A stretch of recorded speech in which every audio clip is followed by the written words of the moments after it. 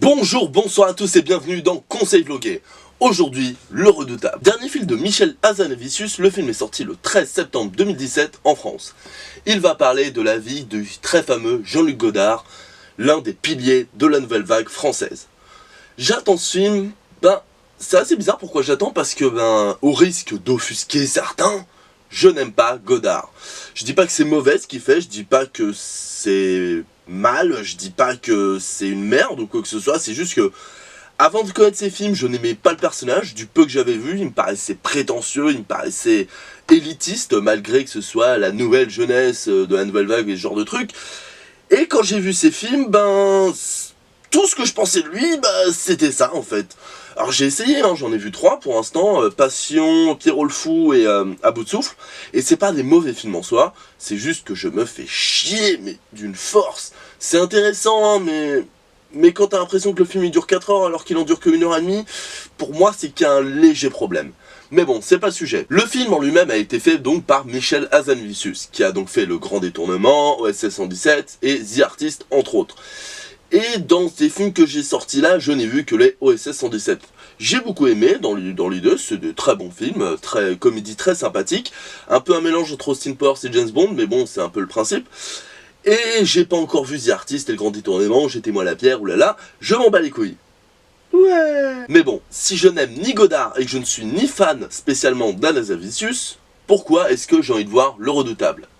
C'est con à dire, mais c'est pour sa bande-annonce qui m'a vraiment marqué. Je veux dire, la première fois que je l'ai vu, en fait j'étais au cinéma, je regardais et puis j'ai fait tiens, c'est marrant ça. Et j'ai vu que c'était sur Godard. Et je me suis dit tiens, c'est sympa en fait. Et ça m'a donné envie de voir, parce que c'est pas parce que j'aime pas Godard que je peux pas m'intéresser à sa vie. Je veux dire, même si j'aime pas, je respecte son travail. Je veux dire, il a fait avancer le cinéma avec Truffaut, avec les autres de la nouvelle vague. Et c'est toujours intéressant à savoir, même si je sais que ça va être romancé. Et le film a l'air vraiment bien. Je veux dire, les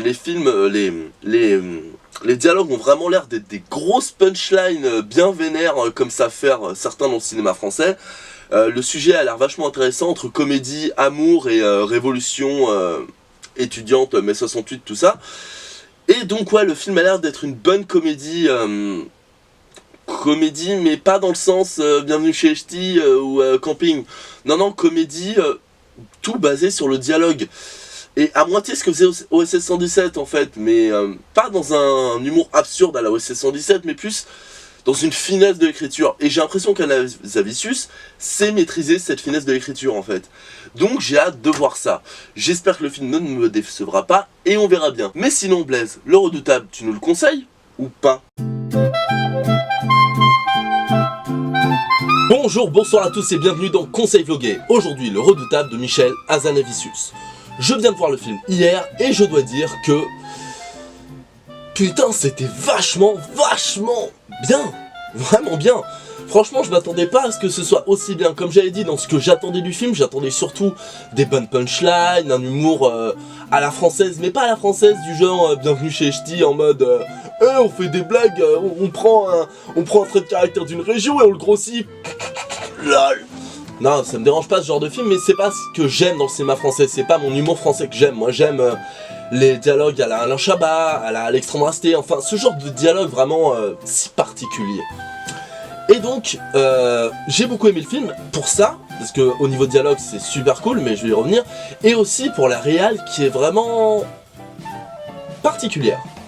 Mais on va voir ça. En fait, j'ai l'impression que dans ce film, Hazanavicius a pris son cinéma, donc OSS 117, j'ai pas vu The Artist, mais du peu que j'ai vu, et du peu que j'ai vu de son cinéma, et le cinéma du Godard. Encore une fois, je n'ai vu que 3 films, donc À bout de souffle, Le Pierrot le Fou et Passion, et qu'il a rassemblé tout ça pour en faire un film à part entière. On peut dire que c'est son AI, intelligence artificielle à lui, oui, on peut le dire, oui. On peut le dire. Et donc j'ai trouvé que le film était plutôt intéressant pour sa réal. Sa réal est vraiment sympa. Il y a beaucoup de brisage du 4ème mur, mais pas à la Deadpool. C'est vraiment du brisage du 4ème mur. Quoique un peu si, en fait, en mode on se fout de la gueule du code. On se fout de la gueule du truc, mais avec bienveillance. Par exemple, au bout d'un moment, il y a une scène de nu.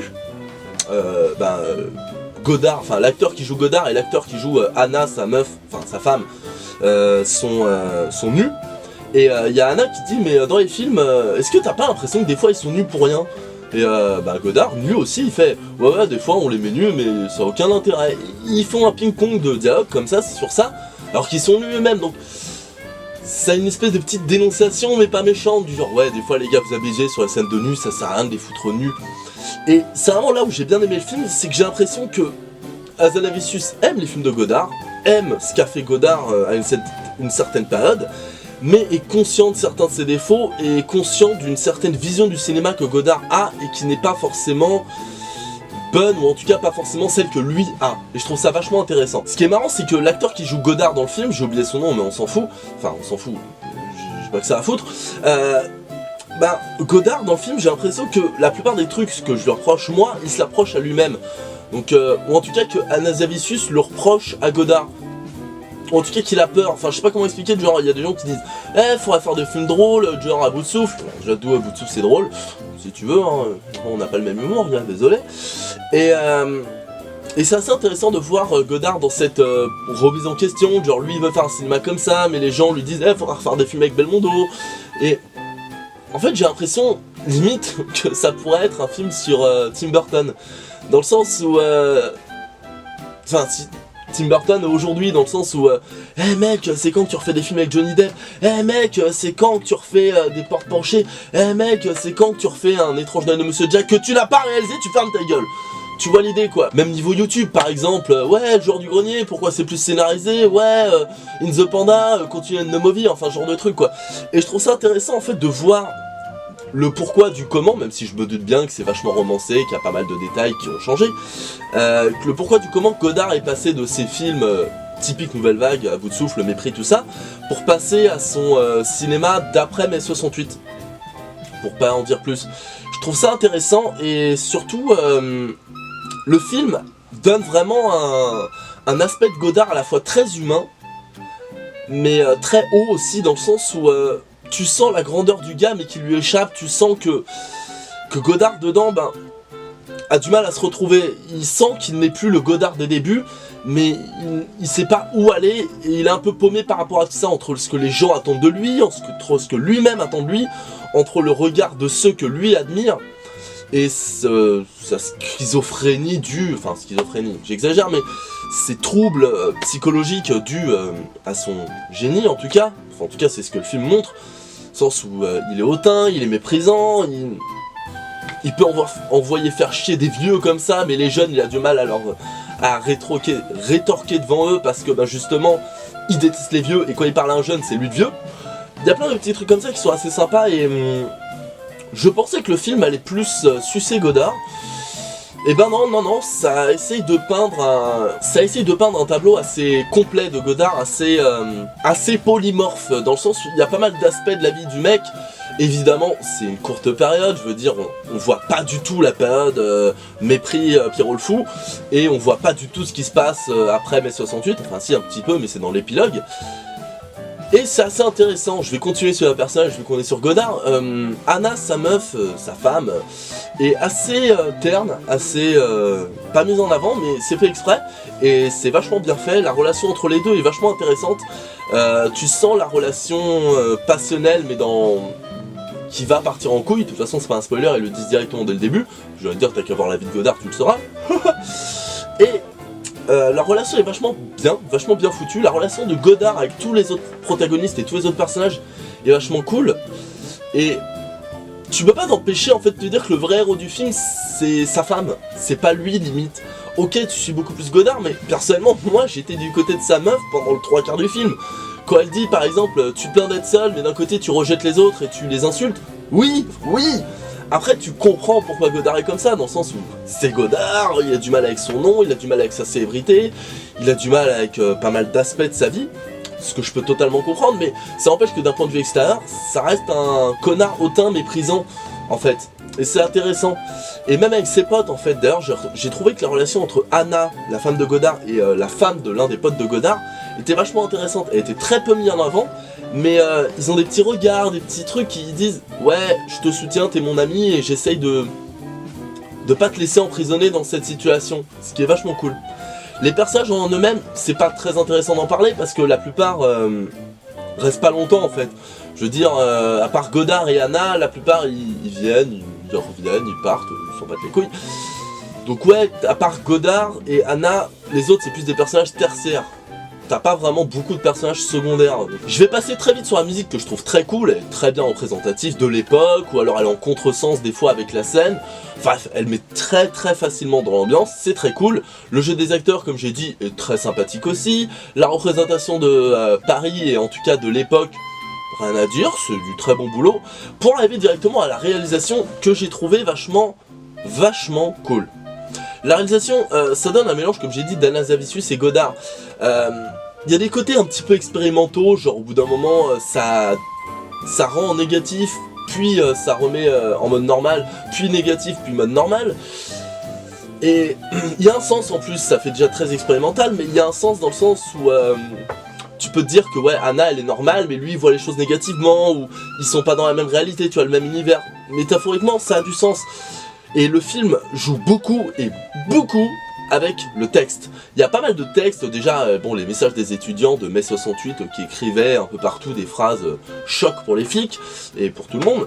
Et il y a pas mal de textes incrustés, il y a pas mal de petits trucs comme ça, vraiment sympa. On sent vraiment qu'Anna Zavicius a voulu s'inspirer de Godard sur pas mal de points, du genre les répétitions de certaines choses, le fait que les personnages parlent en voix off et se parlent, ou alors ce genre de truc, c'est vraiment très sympathique. Et c'est le côté de Godard que j'aime bien en fait, parce que j'aime pas les films de Godard parce que je les trouve chiants, parce que je m'emmerde devant, mais objectivement les trois que j'ai vus, ils sont très bons d'un point de vue technique et ils apportent beaucoup de choses au cinéma, c'est vrai, mais je m'emmerde.